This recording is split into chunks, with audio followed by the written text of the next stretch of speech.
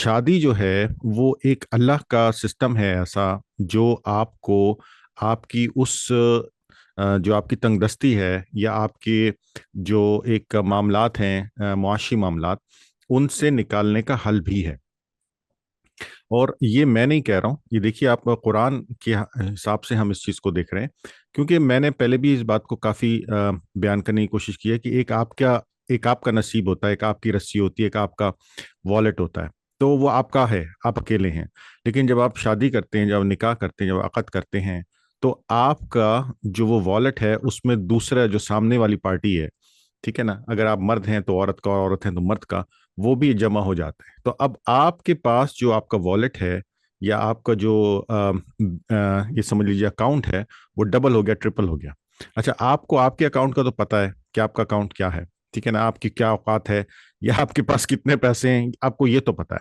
आपको सामने वाले का नहीं पता, ठीक है। तो टेक्निकली क्या है कि जब आप अक़द में निकाह में जाते हैं तो ये अल्लाह सुब्हाना व तआला की कुदरत है, ये उसकी एक रहमत है कि वो जो दूसरे का नसीब है या जो जो उसका वॉलेट है वो उठा के ला के आपके पास जमा कर देता है। तो आपके पास जो कंट्रोल हो जाता है वो एक बहुत एक बड़े हिस्से का कंट्रोल आपके पास आ जाता है।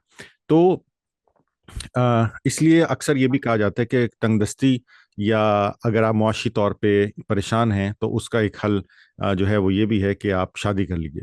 अच्छा, अब शादी के हल से या जो है निकाह के हल से जो है हम बहुत सारे सवालात करते हैं। इसमें से एक एक मैं अभी कुछ इसी मौजू पे बात कर रहा था किसी से, तो उन्होंने कहा कि जो बच्चे अपने क्या कहते हैं समझदार नहीं हैं या जो बच्चे जो है वो रिस्पॉन्सिबल नहीं है, तो उनकी शादी कर देनी चाहिए। उससे क्या होता है कि उनमें रिस्पॉन्सिबिलिटी आ जाती है। मैंने कहा यार, जो बच्चे रिस्पॉन्सिबल नहीं है तो उससे तो बेहतर है फिर उसके बाप की शादी करो, क्योंकि वो तो उसकी माँ ने ट्रेनिंग सही नहीं की है। मतलब अब आपने कि उसकी शादी कर दी किसी खातून से, किसी बच्ची से, तो वो बच्ची आके उसकी ट्रेनिंग करेगी ताकि वो रिस्पॉन्सिबिलिटी सीखे। अच्छा मतलब उस बच्ची के ऊपर बोझ डाल दीजिए आप उसकी रिस्पॉन्सिबिलिटी का, उस बच्चे की ट्रेनिंग का, जो कि एक्चुअली उसकी माँ का हिस्सा थी, जो कि उसकी माँ ने ट्रेनिंग करनी थी। उसकी रिस्पॉन्सिबिलिटी आप उस बच्ची पे डाल दें, जो बेचारी अभी आएगी और आके पहले तो अपने आप को संभालेगी और फिर आके आप उसको संभालेगी। तो ये भी हमारे माशरे में एक बहुत ही आम सी बात है कि नॉर्मली लोग करते हैं कि यार ये बच्चा जो है ये शरारती है या ये रिस्पॉन्सिबल नहीं है, ये चीज़ों को समझता नहीं है, तो उसकी शादी कर दो।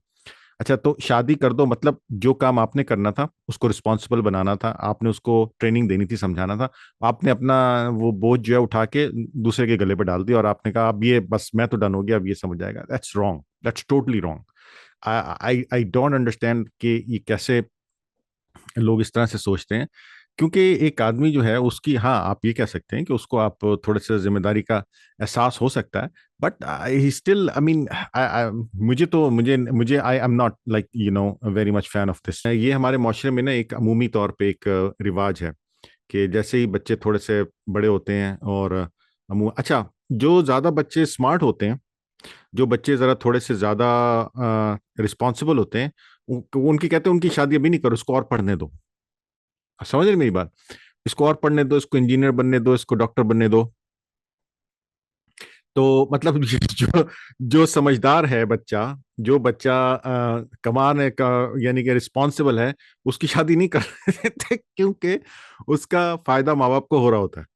तो वो उसको कहते हैं कि इसको पढ़ने दो और इसको जो है इसको आगे चलने दो, और इसका कैरियर है, अभी इसने कैरियर बनाना है। जिसका कैरियर नहीं बन रहा होता उसको कहते हैं कि इसको दूसरे के आप गले डाल दें और जो है ना वो आएगी तो संभाल लेगी। अभी it's just like common practice हमारे यहाँ से नॉर्मली होता है।